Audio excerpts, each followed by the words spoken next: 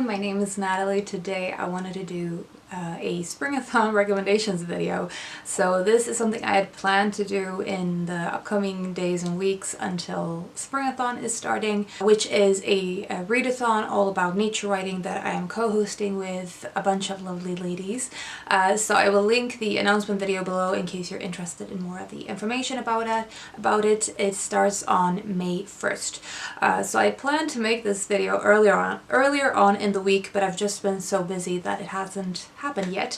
But today basically I wanted to do or to share with you some book recommendations for nature books on audio. It could be a good way to get in some of your Springathon reading when you're doing other things, or in general if you're looking for good nature books in the audiobook format. And also, of course, these are all recommendations for books in general. I enjoyed all of them.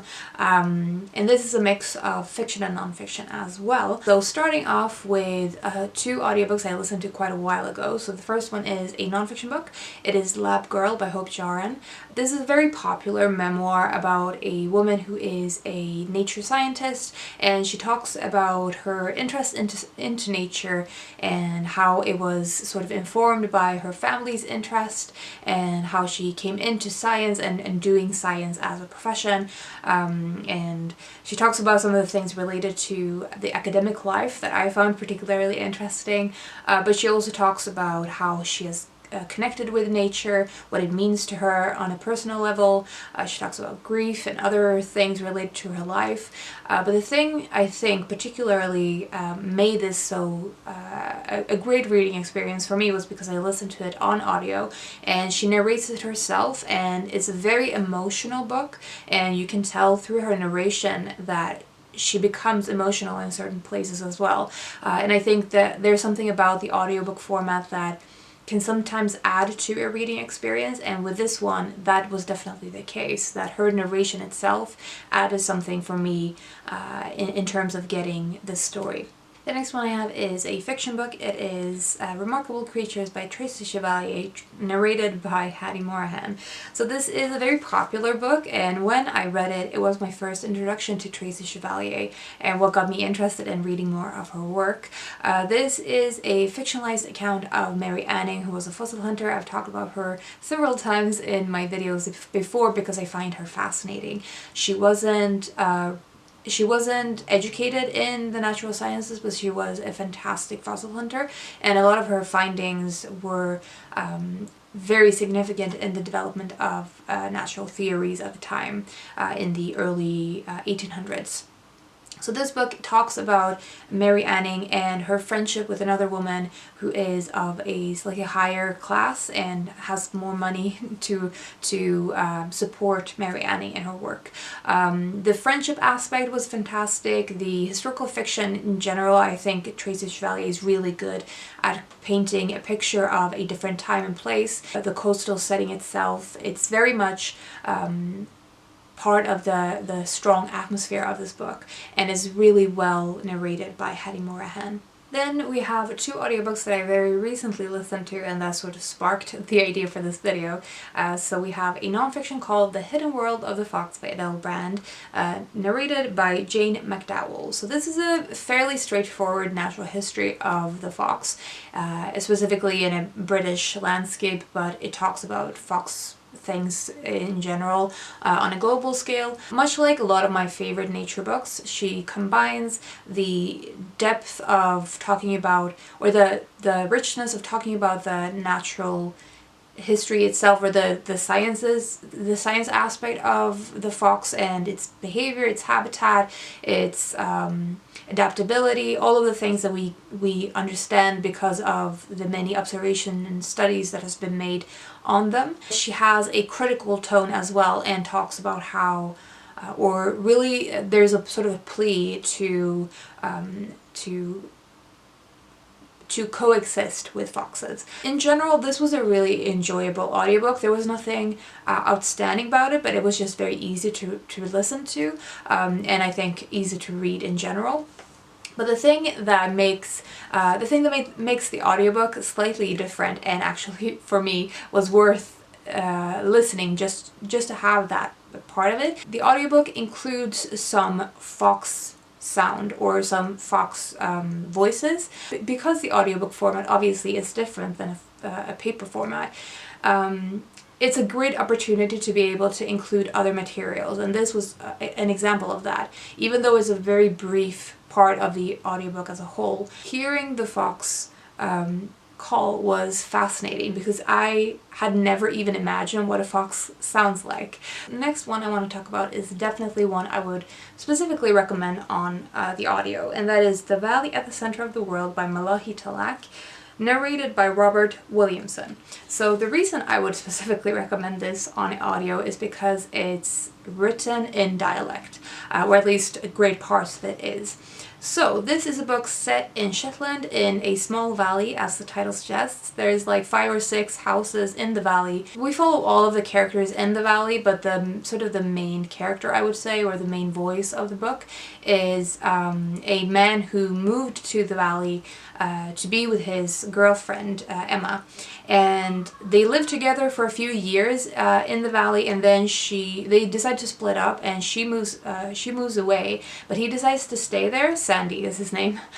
He decides to stay there and tries to make a life for himself. Found it to be one of the most enjoyable reading experiences for a while for me, kind of in a similar vein to Lightkeepers that I read last year for Springathon. Sort of the way that all of these characters live in connection with or in direct contact with the natural world, and how the nature around them shapes their lives. So especially in terms of weather, it shapes what they do on a particular day, because it has such a big impact on their livelihoods. Just a fantastic book, and as I said, the dialect was something that I personally really loved about this book. I think that was part of why I felt it was so transportive. I felt immediately like I accepted that I was in a different place, and I think dialect is something that is so good to have on audio, so you really hear the melody of it. And then we have 2 books that I am currently listening to, so I haven't finished them, but I wanted to include them because I have really enjoyed them. The first one we have is The Hidden Life of Trees by Peter Wohlleben, with narration by Mike Grady. Can't find the translator at the moment, so I will put that on the screen. This is a German author, and this book is all about trees and their communication, their complicated networks, and all of the fascinating stuff that happens in tree and plant life and fungi and all of the connections between them.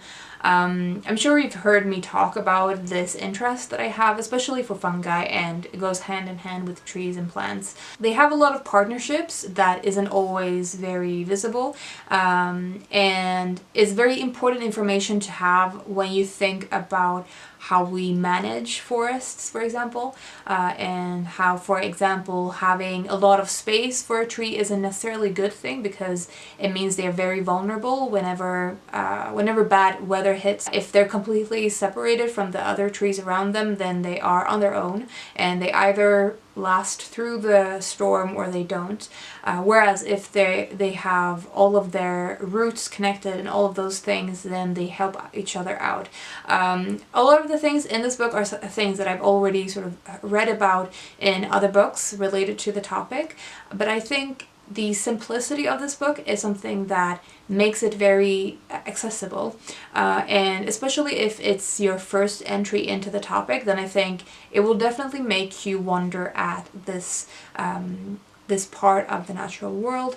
The audiobook is also really, really fantastic. I was recommended this audiobook by Belinda from Belinda's Book Nook. It talks about a lot of different things. It sort of introduces you to a lot of new topics, and it's also really beautifully conveyed to you or presented to you by the narrator. And then the last book I have is my sort of main audiobook at the moment, which has been fantastic so far. That is Fathoms, The World in the Whale by Rebecca Giggs, read by Shiromi Arcerio. This is an Australian author, I think, and the narrator is Australian as well. which, to be honest, is already something in its favor, because I really like the Australian accent, but I think in general it's nice to have that mix, because a lot of the nature books I read are British centered. But this book is a natural history or a nature book centered around the whale, and it is fascinating so far. I don't have a physical copy yet.